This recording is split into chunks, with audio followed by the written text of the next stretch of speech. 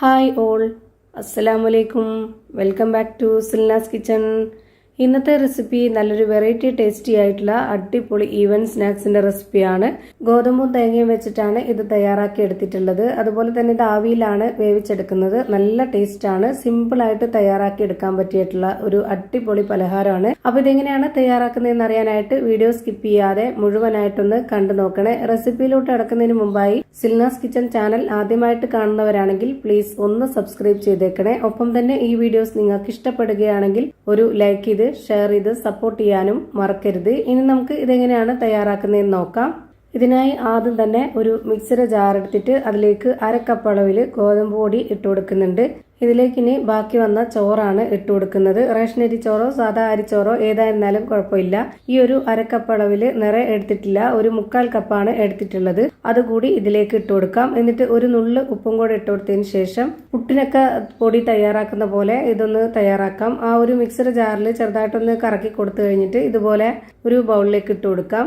നമ്മൾ ഈ ഒരു മിക്സർ ജാറിൽ പൾസ് മോഡിൽ ഇട്ടിട്ട് 1-2 പ്രാവശ്യം കറക്കുന്ന പോലെ ഇതൊന്ന് കറക്കി എടുത്തിട്ട് ഇപ്പോൾ നല്ല നൈസായിട്ട് പൊടിഞ്ഞു കിട്ടിയിട്ടുണ്ട്. പുട്ടിൻ്റെയൊക്കെ ആ ഒരു പരുവത്തിന് ഇതേപോലെ ഒരു പ്രാവശ്യം കൂടെ ചെയ്തിട്ട് ഞാനിത് ഈ ഒരു ബൗളിലേക്ക് ഇട്ട് കൊടുക്കുന്നുണ്ട്.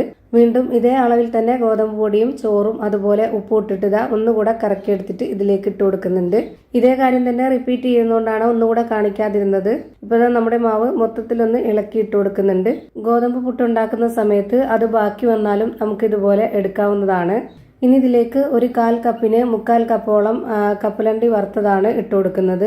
കപ്പലണ്ടി 1/4 കപ്പോളം ഉണ്ടെന്നുണ്ടെങ്കിൽ അത്രയും നല്ലതാണ്. ഇപ്പോൾ അത്ര ഇല്ലാത്തതുകൊണ്ട് ഈ ഒരു പരുവത്തിന് എടുത്തുന്നുള്ളൂ. ഇനി ഇതൊന്ന് ജസ്റ്റ് കറക്കി എടുക്കുന്നുണ്ട്. അതുകൂടെ ഇതിലേക്ക് ഇട്ട് കൊടുക്കാം. പിന്നെ വേണ്ടത് തേങ്ങ ചിരകിയതാണ്. അതുകൂടെ ഇതിലേക്ക് ഇട്ട് കൊടുക്കാം. 1/2 കപ്പ് അളവിനാണ് ഇട്ട് കൊടുത്തിട്ടുള്ളത്. അടുത്തതായി മധുരത്തിന് ആവശ്യമായിട്ടുള്ള ശർക്കര പൊടിയാണ് ഇതിലേക്ക് ഇട്ട് കൊടുക്കുന്നത്. ശർക്കര പൊടിയാണ് ഇനി ഇട്ട് കൊടുക്കുന്നത്. ഇത് നമുക്ക് മാർക്കറ്റിലൊക്കെ വാങ്ങാൻ കിട്ടുന്നതാണ്. 1/2 കപ്പ് അളവിന് 1/4 കപ്പാണ് ഇതിലേക്ക് ഇട്ട് കൊടുക്കുന്നത്. പഞ്ചസാര മതി എന്നുള്ളവർക്ക് പഞ്ചസാര ഇട്ട് കൊടുക്കാം. ഇനി ഇതെല്ലാം കൂടെ കൈവച്ചിട്ട് നന്നായിട്ടൊന്ന് മിക്സ് ചെയ്തിട്ട് എടുക്കാം. ഒട്ടും തന്നെ വെള്ളമോ പാലോ ഒന്നും തന്നെ ചേർത്ത് കൊടുക്കേണ്ടതില്ല. നമ്മൾ ചോറിട്ട് കൊടുത്തത് കൊണ്ട് തന്നെ ഇതിലൊരു നനവുണ്ട്.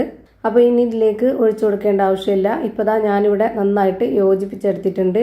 ഇനി നമ്മുടെ കൈ കുറച്ചൊന്ന് വെള്ളത്തിൽ മുക്കിയെടുത്തതിന് ശേഷം ഇതിൽ കുറച്ച് മാവ് എടുത്തിട്ട് ഇതേപോലെ നന്നായിട്ട് അമർത്തി നമുക്ക് ഇഷ്ടമുള്ള ഒരു ഷേപ്പിൽ റെഡിയാക്കി എടുക്കുക. ഞാനിവിടെ ബൗൾ ഷേപ്പിലാണ് റെഡിയാക്കി എടുക്കുന്നത്. ഇതുപോലെ ഈ ഒരു മാവെല്ലാം കൂടെ നന്നായിട്ടൊന്ന് ജോയിന്റ് ആയിട്ടിരിക്കാനായിട്ട് അമർത്തി ഇതുപോലെ ചെയ്തിട്ട് എടുക്കണം. എങ്കിലാണ് നമുക്ക് ആവിയിൽ വേവിച്ചെടുക്കുമ്പോൾ നല്ല പെർഫെക്റ്റ് ആയിട്ട് കിട്ടുള്ളൂ. ഗോതമ്പ് പുട്ടൊക്കെ ബാക്കി വന്നിട്ടുണ്ടെങ്കിൽ ഇതേപോലെ ചെയ്തിട്ടെടുക്കാവുന്നതാണ്. നല്ല ടേസ്റ്റ് ആണ്. അതുപോലെ ഞാനിവിടെ കപ്പലണ്ടി മാത്രമാണ് ഇട്ട് കൊടുത്തിട്ടുള്ളത്. നിങ്ങളുടെ കയ്യിൽ ബദാമോ അണ്ടിപ്പരിപ്പോ അങ്ങനെ എന്തെങ്കിലുമൊക്കെ ഉണ്ടെങ്കിൽ അതെല്ലാം കൂടെ ചേർത്ത് ഇതിലേക്ക് ഇട്ട് കൊടുക്കാവുന്നതാണ്. അപ്പോൾ ഈ ഒരു രീതിയിൽ നന്നായി അമർത്തി പിടിച്ചിട്ട് ഞാൻ ഇതുപോലെ ഓരോ മാവും റെഡിയാക്കി എടുത്തിട്ടുണ്ട്.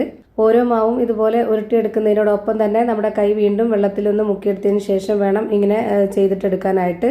എങ്കിലേ നല്ലൊരു ഷേപ്പിൽ കിട്ടുള്ളൂ. അല്ലാന്നുണ്ടെങ്കിൽ കയ്യിലൊക്കെ മാവ് നന്നായിട്ട് ഒട്ടിപ്പിടിക്കും. ഇപ്പൊ ഞാനിതാ ഇത് ആവിയിൽ വേവിച്ചെടുക്കാനായിട്ട് ഇഡ്ഡലി ചെമ്പിൽ വെള്ളം വെച്ചതിന് ശേഷം അതിനുള്ളിലേക്ക് അരിപ്പത്തട്ട് ഇറക്കി വെച്ച് കൊടുത്തു.